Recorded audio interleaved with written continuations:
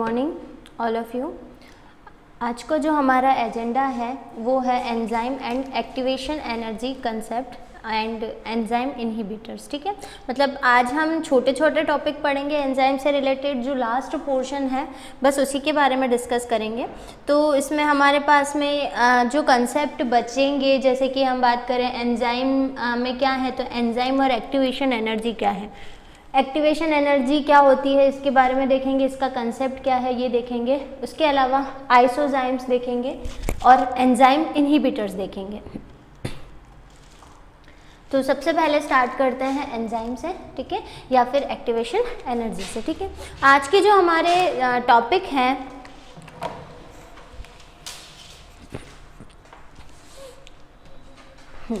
आज का जो हमारा जो टॉपिक है, मतलब एंजाइम से रिलेटेड जितने भी बेसिक कंसेप्ट हैं या बेसिक टर्मिनोलॉजी जो हैं वो जनरली हम सुनते हैं, उनके बारे में हम डिस्कस करेंगे। और आज का जो हमारा लेक्चर है वो एंड है एंजाइम का। ठीक है, तो सबसे पहले हम बात करते हैं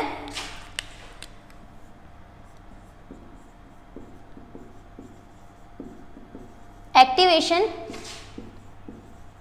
एनर्जी, सक्रियण ऊर्जा, हिंदी में हम इसको बोलते हैं सक्रियण ऊर्जा या फिर एक्टिवेशन एनर्जी। एक्टिवेशन एनर्जी क्या होती है, तो जनरली हम देखते हैं कि कोई भी मैकेनिज्म हो, कोई भी क्रिया हो, उसको स्टार्ट करने के लिए एनर्जी की नीड होती ही है। ठीक है, तो एनर्जी यानी कि ऊर्जा, कोई भी प्रक्रिया को स्टार्ट करने के लिए मिनिमम से मिनिमम या मैक्सिमम टू मैक्सिमम एनर्जी की नीड होती ही है।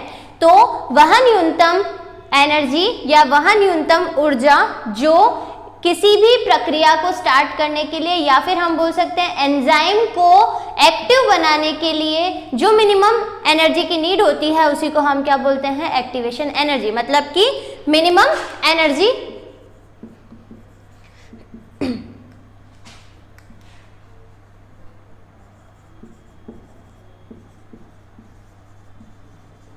टू एक्टिवेट एंजाइम, मतलब कि एंजाइम को सक्रिय बनाने के लिए जो मिनिमम एनर्जी की नीड होती है वही क्या कहलाती है, एक्टिवेशन एनर्जी। ठीक है, मतलब कि हम जनरली देखते ही हैं कि कोई भी प्रोसेस, हम प्लांट फिजियोलॉजी से रिलेटेड जितनी भी प्रोसेस देखते हैं, लाइक डिफ्यूजन है, ऑस्मोसिस है, तो यहाँ पर हम एक्टिव डिफ्यूजन वर्ड का यूज करते हैं। एक्टिव डिफ्यूजन का मतलब क्या होता है, जहाँ पर एनर्जी की नीड होती है डिफ्यूजन के लिए। ठीक है, तो इस प्रकार से हम देख सकते हैं कि हम एनर्जी जो है वो हर प्रक्रिया को स्टार्ट करने के लिए बहुत नेसेसरी होती है, और किसी भी प्रक्रिया को स्टार्ट करने के लिए कम से कम कुछ ऊर्जा की आवश्यकता होती है। तो हम ये बोल रहे हैं कि एंजाइम को एक्टिव करने के लिए जो मिनिमम एनर्जी की नीड होती है वही क्या कहलाती है, सक्रियण ऊर्जा या फिर एक्टिवेशन एनर्जी। ठीक है, एंजाइम जनरली हम देखते हैं कि एंजाइम जो है वो सबस्ट्रेट मॉलिक्यूल से मिलकर के, एंजाइम सबस्ट्रेट मॉलिक्यूल से मिलकर के ही क्या होता है, किसी भी रिएक्शन में पार्टिसिपेट करने के लिए रेडी होता है। तो ये जनरल एक्टिवेशन एनर्जी का कंसेप्ट होता है। ठीक है, minimum energy to activate the enzyme. इसके अलावा हम बात करते हैं आइसोजाइम्स की, आइसोजाइम्स या फिर आइसो एंजाइम।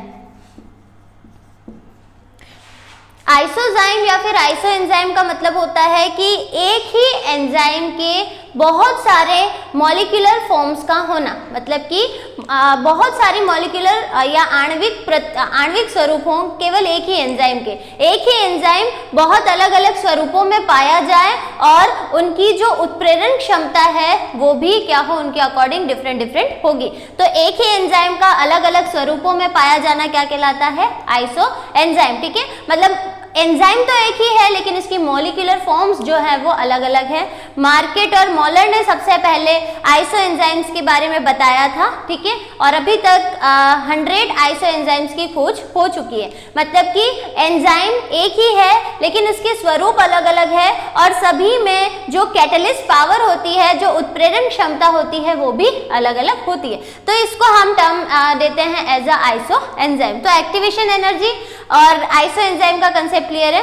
अब लास्ट हमको इसमें बात करनी है, जो लास्ट टॉपिक है हमारा, या फिर हम बात करें एंजाइम का इनहिबिटर या एंजाइम इनहिबिटर्स की हम बात करेंगे।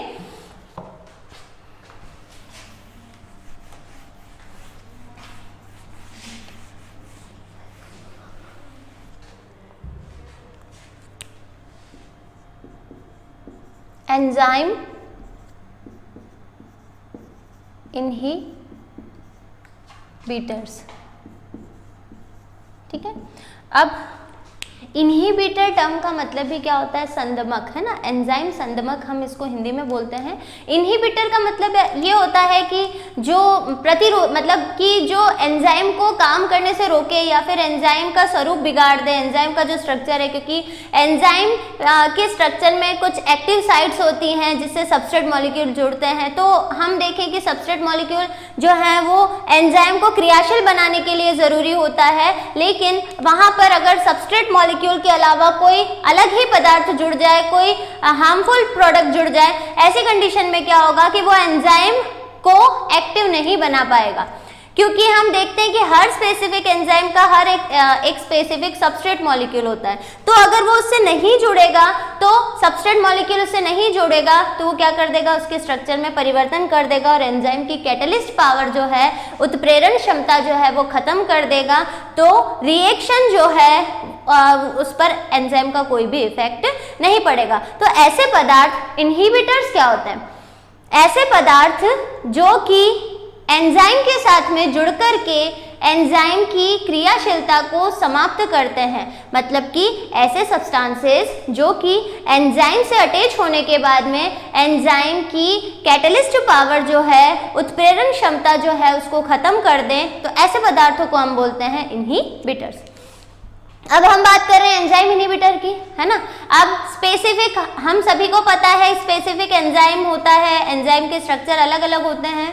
अब हर एंजाइम के अकॉर्डिंग उसका सबस्ट्रेट मॉलिक्यूल होता है, जैसा कि हमने थ्योरीज भी पढ़ी थी इसकी, कि लॉक एंड की थ्योरी पढ़ी थी कि जैसे पर्टिकुलर लॉक की पर्टिकुलर की होती है, वैसे ही एक पर्टिकुलर एंजाइम की एक पर्टिकुलर सबस्ट्रेट मॉलिक्यूल होता है। जब तक कि वो सबस्ट्रेट मॉलिक्यूल आकर के नहीं जुड़ेगा, तब तक एंजाइम जो है वो एक्टिव नहीं हो पाएगा। तो ऐसी कंडीशन में क्या होगा कि अब एंजाइम में सबस्ट्रेट ना जुड़ करके कोई अदर सब्सटेंसेस, अदर कोई अलग ही पदार्थ जुड़ रहा है जो कि एंजाइम की क्रियाशीलता को क्या कर रहा है? खत्म कर रहा है। तो इस बेसिस पर इन्हीं को हम एंजाइम का इनहिबिटर्स कहते हैं, संदमक कहते हैं, जो एंजाइम की क्रियाशीलता को समाप्त करने वाले होते हैं। ये जनरली 3 बेसिस पर होते हैं। एंजाइम इनहिबिटर जो है उसको हम 3 बेसिस पर जनरली पढ़ते हैं। सबसे पहला हम देखते हैं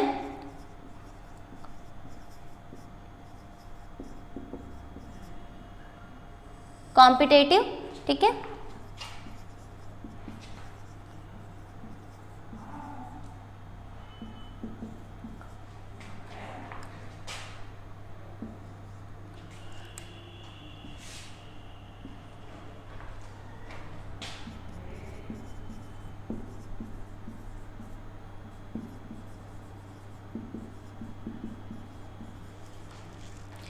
कॉम्पिटेटिव, नॉन कॉम्पिटेटिव और फीडबैक इनहिबिटर्स, 3 प्रकार से हम इनहिबिटर्स को 3 भागों में बांट करके पढ़ते हैं।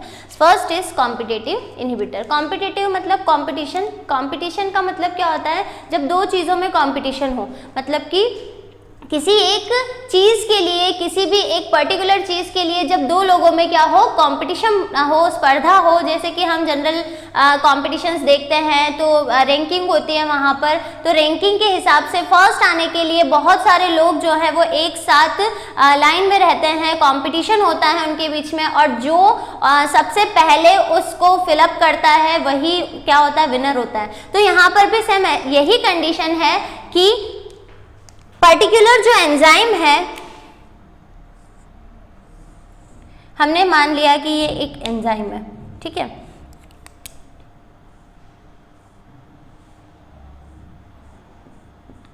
अब हमको तो पता है कि एंजाइम से जब तक सबस्ट्रेट मॉलिक्यूल नहीं जुड़ेगा वो एंजाइम एक्टिव नहीं होगा, लेकिन अब हमको क्या, अब हम ये देख रहे हैं कि सबस्ट्रेट मॉलिक्यूल जो है वो होगा कैसा, या फिर सबस्ट्रेट मॉलिक्यूल तुरंत ही आकर के जुड़ जाएगा। तो यहाँ पर बहुत सारे चीज़ों के अंदर कंपटीशन होता है एंजाइम से जुड़ने के लिए। तो यहाँ पर हम देखते हैं जैसे कि ये एक सबस्ट्रेट मॉलिक्यूल है, हम बात कर रहे हैं किसकी? कॉम्पिटिटिव की, ठीक है। तो यहाँ पर यहाँ पर हमारे पास में ये तो है सबस्ट्रेट मॉलिक्यूल, ये है एंजाइम।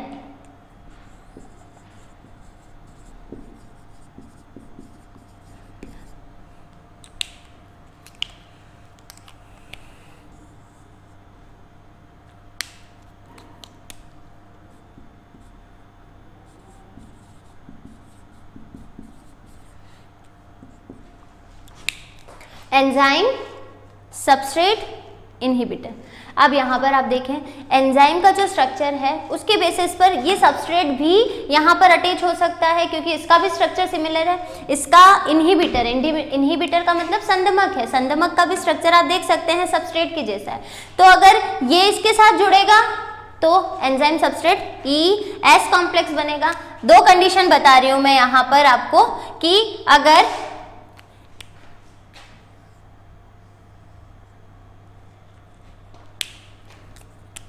ये कंडीशन हुई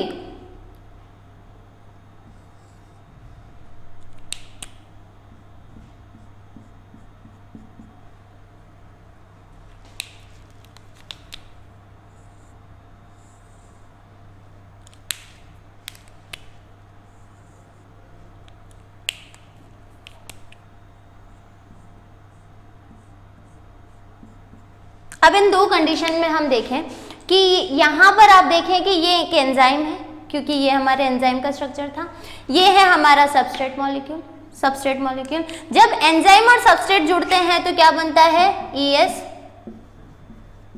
कॉम्प्लेक्स बनता है और ES कॉम्प्लेक्स बनेगा तो वही वापस रिएक्शन में पार्टिसिपेट करेगा। रिएक्शन में पार्टिसिपेट करने के बाद में एंजाइम और प्रोडक्ट अलग हो जाएंगे। तो यहाँ पर अगर ये जुड़ता है तो ये कंडीशन होती है। अगर ये इनहिबिटर इस एंजाइम से जुड़ेगा तो क्या होगा, जब ये इनहिबिटर एंजाइम से जुड़ेगा तो कौन सा कॉम्प्लेक्स बनेगा, एंजाइम इनहिबिटर कॉम्प्लेक्स। अब यहाँ पर क्या होगा, कोई रिएक्शन में पार्टिसिपेट नहीं करेगा, एंजाइम की क्रियाशीलता को ही ये क्या कर देगा, समाप्त कर देगा।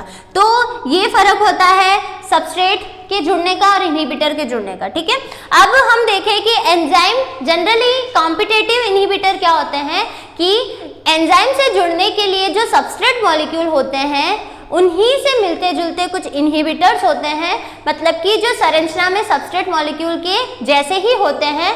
तो इन इनहिबिटर और इन सबस्ट्रेट मॉलिक्यूल में कंपटीशन होता है एंजाइम से जुड़ने के लिए। तो इस कंपटीशन में जो भी जीतता है या फिर हम बोल सकते हैं तो वो इसके एंजाइम के साथ में जुड़ जाता है। अगर सबस्ट्रेट जुड़ेगा तो रिएक्शन में पार्टिसिपेट करेगा, एंजाइम रिलीज हो जाएगा और प्रोडक्ट अलग रिलीज हो जाएगा। अगर इनहिबिटर जुड़ता है ES कॉम्प्लेक्स की जगह EI कॉम्प्लेक्स बनेगा, रिएक्शन में पार्टिसिपेट नहीं करेगा, एंजाइम की उत्प्रेरण क्षमता या कैटलिस्ट पावर को ही क्या कर देगा, कैटलिस्ट पावर को ही क्या कर देगा, डिस्ट्रॉय कर देगा। तो ये कॉम्पिटिटिव इनहिबिटर होते हैं। कॉम्पिटिटिव इनहिबिटर का मतलब होता है कि जब इनहिबिटर्स और सबस्ट्रेट मॉलिक्यूल का जो शेप होता है वो इक्वल होता है, सेम होता है, तो इन दोनों में एंजाइम से जुड़ने के लिए कंपटीशन होता है, प्रतिस्पर्धा होती है। और जो सबसे पहले सबस्ट्रेट मॉलिक्यूल से आकर एंजाइम मॉलिक्यूल से आकर के जुड़ जाएगा तो ऐसी कंडीशन में क्या बन जाएगा, एंजाइम सबसे पहले जो जुड़ेगा, ES जुड़ेगा तो ये कंडीशन और EI जुड़ेगा तो ये कंडीशन। ये तो हो गया हमारा पहला टाइप जिसको हमने बोला competitive inhibitor.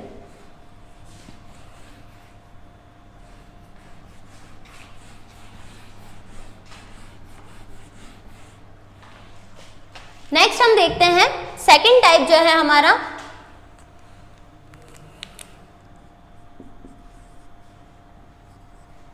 Non competitive inhibitor. ठीक है, अब यहाँ पर क्या होता है, नॉन कॉम्पिटिटिव मतलब यहाँ पर किसी प्रकार का कोई कंपटीशन नहीं हो रहा है। कंपटीशन मतलब जैसा अभी हमने देखा कि सबस्ट्रेट और इनहिबिटर का शेप सेम था तो कंपटीशन हो रहा था कि कौन जुड़ेगा एंजाइम के साथ में। यहाँ पर क्या होता है कि सबस्ट्रेट मॉलिक्यूल का शेप कुछ भी हो, इनहिबिटर का शेप कुछ भी हो, वो एंजाइम की क्रियाशीलता को खराब करता ही है। कैसे खराब करता है? तो इसमें क्या होता है कि जो इनहिबिटर्स होते हैं, मतलब कि जो संदमक पदार्थ होते हैं, वो क्या करते हैं, एंजाइम की जो एक्टिव साइट होती है उसमें से कहीं पर भी आकर के जुड़ जाते हैं। एंजाइम की एक्टिव साइट में कहीं पर भी आकर के जुड़ जाएंगे और एंजाइम का स्ट्रक्चर ही क्या कर देंगे, डिस्ट्रॉय कर देंगे। ठीक है, तो एंजाइम की एक्टिव साइट से क्या हो जाते हैं, ये अटैच हो जाते हैं और क्या कर देते हैं, एंजाइम का जो स्ट्रक्चर है उसी को क्या कर देंगे, ये डिस्ट्रॉय कर देंगे। ठीक है, तो इस प्रकार से हम देख रहे हैं कि जो कॉम्पिटिटिव और नॉन कॉम्पिटिटिव में फर्क क्या है। फर्क इतना ही है कि उस कंडीशन में इन दोनों के बीच में कंपटीशन होता है और यहाँ पर इन दोनों में कंपटीशन ना होकर के क्या होगा कि जो इनहिबिटर पदार्थ है वो एंजाइम की संरचना में कहीं पर भी जुड़ जाएंगे और कहीं पर भी जुड़ने के बाद में वो क्या कर देंगे कि उसका स्ट्रक्चर ही डिस्ट्रॉय कर देंगे, उसका स्ट्रक्चर ही बिगाड़ देंगे। और ऐसी कंडीशन में क्या होगा कि जब अब वहां पर कोई भी सबस्ट्रेट मॉलिक्यूल आकर के जुड़ ही नहीं पाएगा। ठीक है, अब एंजाइम की संरचना में जो एक्टिव साइट थी, जैसे कि ये एक एंजाइम है, ठीक है, यहाँ पर जो उपस्थित एक्टिव साइट्स है वहां पर जो है यहाँ पर कोई भी इनहिबिटर पदार्थ आकर के जुड़ जाए। ठीक है, अब इसने यहाँ पर जगह ही नहीं रखी है सबस्ट्रेट के आकर के जुड़ने की, तो ऐसी कंडीशन में क्या होगा, सबस्ट्रेट मॉलिक्यूल के नहीं जुड़ पाने के कारण यहाँ पर अब इनके अंदर जो है वो स्ट्रक्चरल चेंजेस होने के कारण एंजाइम से सबस्ट्रेट मॉलिक्यूल नहीं जुड़ पाने के कारण एंजाइम की क्रियाशीलता खराब हो जाती है, डिस्ट्रॉय हो जाती है, जिसके कारण एंजाइम किसी भी रिएक्शन में पार्टिसिपेट नहीं कर पाता। तो ये हमारा नॉन कॉम्पिटिटिव हो गया। लास्ट आता है हमारा फीडबैक। ठीक है, इसमें क्या होता है, प्रोडक्ट जो है फाइनल प्रोडक्ट के कारण रिएक्शन कंट्रोल होती है, मतलब कि रिएक्शन में बनने वाला जो प्रोडक्ट है वो एंजाइम के अंदर कुछ चेंजेस लाता है तो उसको हम फीडबैक मतलब बाद वाला। तो इस प्रकार से हमारे पास में तीन टर्मिनोलॉजी थी। इनहिबिटर से रिलेटेड, इनहिबिटर होते क्या है, तो हमने बोला इनहिबिटर जो है वो किसी भी रिएक्शन को या एंजाइम को डिस्ट्रॉय करने वाले होते हैं एंजाइम के स्ट्रक्चरल चेंजेस करके, या फिर एंजाइम में कुछ भी ऐसा परिवर्तन करेंगे जिससे कि वो किसी भी रिएक्शन में नहीं पार्टिसिपेट कर पाएंगे और उसकी उत्प्रेरण क्षमता जो है वो नष्ट हो जाएगी। ठीक है, तो इस प्रकार से हमने देखे कि हमारे पास में तीन इनहिबिटर्स थे, कॉम्पिटिटिव, नॉन कॉम्पिटिटिव और फीडबैक। ठीक है, हम पीपीटी में देख लेते हैं। Enzyme and activation energy concept. ठीक है, एंजाइम एवं सक्रिय ऊर्जा अवधारणा। अब यहाँ पर हमारे पास में सब चीज़ें हैं। The substances on which the enzyme acts is called substrate, मतलब कि ऐसे पदार्थ जिस पर एंजाइम जो है वो क्रिया करते हैं क्या कहलाते हैं, सबस्ट्रेट कहलाते हैं। ठीक है, substrates make product in the end by action in chemical reaction. ठीक है, सबस्ट्रेट जो है वो केमिकल रिएक्शन के थ्रू क्या बना देंगे, आपके प्रोडक्ट में कन्वर्ट हो जाते हैं। क्योंकि हमने देखा था कि जो एंजाइम की जो कैटलिस्ट पावर है, या फिर हमने देखा था कि एंजाइम जो है वो एंजाइम सबस्ट्रेट कॉम्प्लेक्स बनाने के बाद में क्या करते हैं, रिएक्शन के अंदर पार्टिसिपेट करते हैं और उसके बाद में सबस्ट्रेट तो प्रोडक्ट में चेंज हो जाता है और बचता क्या है, तो एंजाइम वापस उसमें बिना स्ट्रक्चरल चेंजेस के वो क्या हो जाते हैं, रिलीज हो जाते हैं। The minimum kinetic energy required by matter particle to initiate the chemical reaction is called activation energy। मतलब किसी भी प्रक्रिया को प्रारंभ करने के लिए, किसी भी रासायनिक प्रक्रिया, केमिकल रिएक्शन को स्टार्ट करने के लिए जो मिनिमम एनर्जी की नीड होती है उसको हम बोलते हैं एक्टिवेशन एनर्जी। अब आता है हमारे पास में आइसोजाइम। तो मार्केट और मॉलर ने डिस्कवर किया था 1905 में, बताया था मतलब आइसोजाइम्स के बारे में कि द आइसोजाइम्स टर्म वाज यूज जो है वो market and मॉलर 1959। Many molecular format of the enzyme, same enzyme मतलब एक ही एंजाइम के बहुत सारे आणविक स्वरूपों का होना, ठीक है, इसी को हम आइसो एंजाइम बोलते हैं। Different molecular state of same enzyme which reflect a similar catalyst, मतलब कि एक ही एंजाइम के अलग अलग जो आणविक स्वरूप होते हैं जो एक ही प्रकार की उत्प्रेरण क्षमता को बताते हैं, दर्शाते हैं, क्या कहलाते हैं? आइसोजेन कहलाते हैं।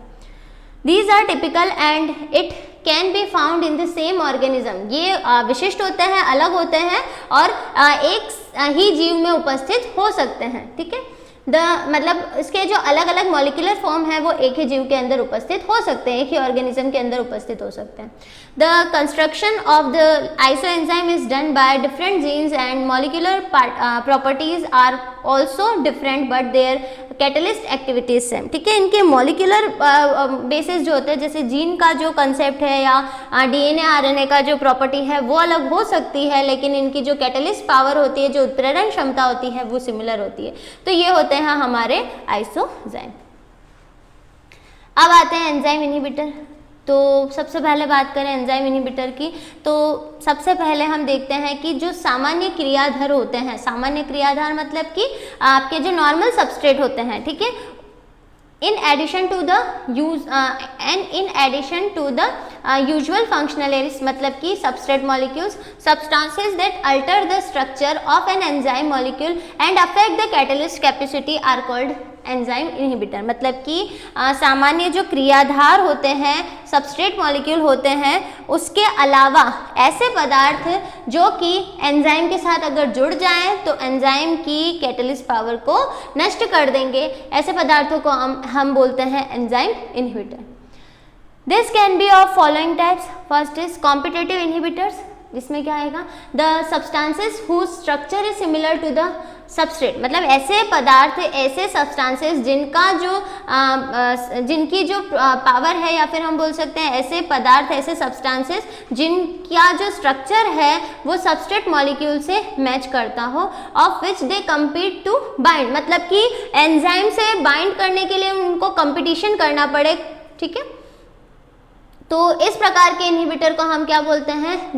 To the enzyme with the substrate, मतलब कि सबस्ट्रेट मॉलिक्यूल के साथ में compete करना पड़े, तो इस प्रकार के जो इनहिबिटर्स होते हैं उनको हम कॉम्पिटिटिव इनहिबिटर्स बोलते हैं। जैसे कि आई होता है, ई होता है, इनहिबिटर को हम आई से रिप्रेजेंट करते हैं, एंजाइम को हम ई से रिप्रेजेंट करते हैं। तो ये सबस्ट्रेट मॉलिक्यूल ना होकर के जब इनहिबिटर मॉलिक्यूल है तो ई आई कॉम्प्लेक्स बना देगा, due to which the enzyme are not able to connect to the substrate and the enzyme activity is inhibited. मतलब कि ऐसी कंडीशन में क्या होगा कि एंजाइम जो है वो बाइंड नहीं हो पाएगा और जो है उनकी कैटलिस्ट पावर जो है या फिर इनकी जो एक्टिविटी है वो पूरी तरीके से संदमित हो जाती है।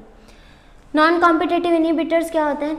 Inhibitors that have no structural resembles या फिर to the substrate but they act upon another part of the enzyme to alter its form. ठीक है, मतलब कि इधर कोई संरचनात्मक समानता नहीं है, स्ट्रक्चरल सिमिलरिटीज नहीं है यहाँ पर, फिर भी कुछ ऐसे पदार्थ होते हैं जो एंजाइम के किसी भी भाग से अगर जुड़ जाएं तो एंजाइम की एक्टिविटी या एंजाइम का स्ट्रक्चर पूरी तरीके से बदल देते हैं, ताकि वहाँ पर कोई भी सबस्ट्रेट मॉलिक्यूल ऐड न हो पाए।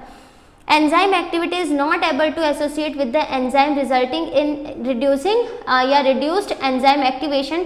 Such inhibitors are called irreversible inhibitors या फिर हम बोलते हैं non-competitive inhibitors. Non-reactive inhibitors do not complete या compete with the active sites of the enzyme but attach to the condition, है ना? For the reason increasing their action in the medium also has no effect on the non-competitive inhibitors. कुल मिलाकर के जो non-competitive inhibitors हैं यहाँ पर किसी भी तरीके से competition नहीं हो रहा है इनहिबिटर और सबस्ट्रेट के बीच में। यहाँ पर क्या हो रहा है, तो जो सबस्ट्रेट जो इनहिबिटर मॉलिक्यूल है वो एंजाइम के ऊपर, एंजाइम की संरचना में कहीं पर भी फिट हो जाते हैं और जिसके कारण क्या होता है कि जो सबस्ट्रेट मॉलिक्यूल है वो नहीं जुड़ पाता है और ऐसी कंडीशन में एंजाइम जो है उसकी जो एक्टिवेशन जो है वो ख़त्म हो जाती है और वो किसी भी अभिक्रिया को उत्प्रेरित नहीं कर पाता है। बट यहाँ पर कोई भी स्पर्धा या फिर कोई भी कंपटीशन नहीं होता है। Feedback, regulation of some enzymes is by the final product of the reaction, मतलब कि कई बार क्या होता है कि जो एंजाइम्स होते हैं उनका जो रेगुलेशन होता है, नियमन होता है, वो प्रोडक्ट के द्वारा होता है, ऐसे प्रोडक्ट के द्वारा होता है जो लास्ट में बनता है। जैसे कि E+ हम पढ़ते हैं E+P बनता है, मतलब कि एंजाइम तो रिलीज हो जाता है और प्रोडक्ट बनता है, तो वही प्रोडक्ट जो है वो एंजाइम की एक्टिविटीज़ को रेगुलेट करता है। In many cases the accumulation of the final product of the reaction inhibits the production of itself, ठीक है। मतलब कि कई बार क्या होता है कि प्रोसेस की जो लास्ट में, मतलब अभिक्रिया के जो अंतिम उत्पाद जो होता है उसी के स्वयं के उत्पादन को संदमित कर देता है, मतलब कि वही प्रोडक्शन नहीं होने देता, प्रोडक्ट फॉर्म नहीं होने देता है।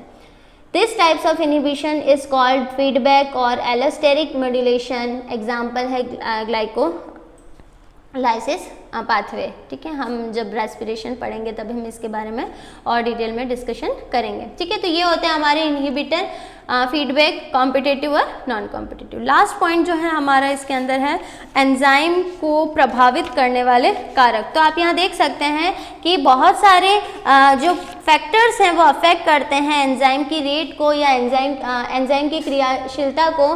जैसे कि यहाँ पर लिखा है क्रियाधार की सांद्रता, कंसंट्रेशन ऑफ सबस्ट्रेट, ठीक है। सबस्ट्रेट मॉलिक्यूल की सांद्रता जितनी बढ़ाएंगे अभिक्रिया की दर उतनी ही बढ़ेगी। मतलब कि सबस्ट्रेट क्या होता है, सबस्ट्रेट जो एंजाइम को एक्टिव बनाने का काम करते हैं, तो जितना सबस्ट्रेट मॉलिक्यूल की कंसंट्रेशन ज़्यादा होगी एंजाइम की क्रियाशीलता उतनी ही ज़्यादा होगी। इसके अलावा दूसरा दे रखा है कंसंट्रेशन ऑफ एंजाइम। अब एंजाइम जितने ज़्यादा होंगे, ठीक है, एंजाइम जितने ज़्यादा होंगे, एंजाइम की सांद्रता जितनी ज़्यादा होगी अभिक्रिया की दर उतनी ही बढ़ेगी, क्योंकि एंजाइम पर्टिकुलर हर रिएक्शन को कैटालाइज करने के लिए एंजाइम की ज़रूरत होती है। तो जितने ज़्यादा एंजाइम की सांद्रता होगी उतनी ही रेट ऑफ रिएक्शन क्या होगी, इंक्रीज होगी। टेम्परेचर की बात करें तो हमने पहले ही बोला है कि जो एंजाइम्स होते हैं वो सेंसिटिव होते हैं अबाउट टेम्परेचर। मतलब कि एंजाइम जो है वो एक पर्टिकुलर टेम्परेचर पर काम करते हैं और ज़्यादा टेम्परेचर देने पर एंजाइम की क्रियाशीलता कम हो जाती है। 20 से 30 या फिर 25 मतलब हम जनरली मानते हैं तो 15 से 30 या 35 डिग्री सेंटीग्रेड टेम्परेचर जो है वो एंजाइम के लिए आइडियल माना जाता है। 35 से 40 से ऊपर टेम्परेचर देने पर एंजाइम की क्रियाशीलता खत्म हो जाती है, क्योंकि एंजाइम डिस्ट्रॉय हो जाते हैं ज़्यादा ताप पर। नेक्स्ट हम बात करें हाइड्रोजन आयन सांद्रता, मतलब कि पीएच में भी हमने बताया कि पीएच स्पेसिफिक होते हैं, मतलब कि सेंसिटिव होते हैं एंजाइम। मतलब कि हम बोले तो 4 से 9 के बीच में अगर पीएच होगी तो ये आइडियल पीएच मानी जाती है। इससे ज़्यादा और इससे कम पर एंजाइम जो है वो इतने एक्टिवली काम नहीं करते। वाटर है तो वाटर की प्रेजेंस भी क्या करती है, एंजाइम की क्रियाशीलता को या एंजाइम की जो क्रियाशीलता की जो रेट है उसको क्या करती है, अफेक्ट करती है, ठीक है। तो जितना ज़्यादा आपको रेट ऑफ रिएक्शन जो है वो इंक्रीज ही करेगी। धातु आयन, मेटल आयंस जो हैं जैसे Mg, Mn, CO, ठीक है, ये भी एंजाइम की क्रियाशीलता को क्या करते हैं, इंक्रीज करते हैं। इस प्रकार हम देखते हैं कि एंजाइम जो है उसकी क्रियाशीलता को बहुत सारे कारक जो हैं वो प्रभावित करते हैं, जिसमें से सबस्ट्रेट, एंजाइम की सांद्रता, टेम्परेचर, हाइड्रोजन आयन कंसंट्रेशन, मतलब कि इसका pH है, वाटर है, मेटल आयन है। तो ये कुछ बेसिक चीज़ें हैं जो एंजाइम की एक्टिवेशन की रेट को अफेक्ट करती हैं। इस प्रकार से हम देखते हैं कि हमारे जो एंजाइम से रिलेटेड जो सारे पॉइंट्स थे, मतलब कि एंजाइम की प्रॉपर्टीज हो गई, मॉलिक्यूलर स्ट्रक्चर, कंपोजिशन हो गया, एंजाइम का क्लासिफिकेशन, नोमेनक्लेचर हो गया।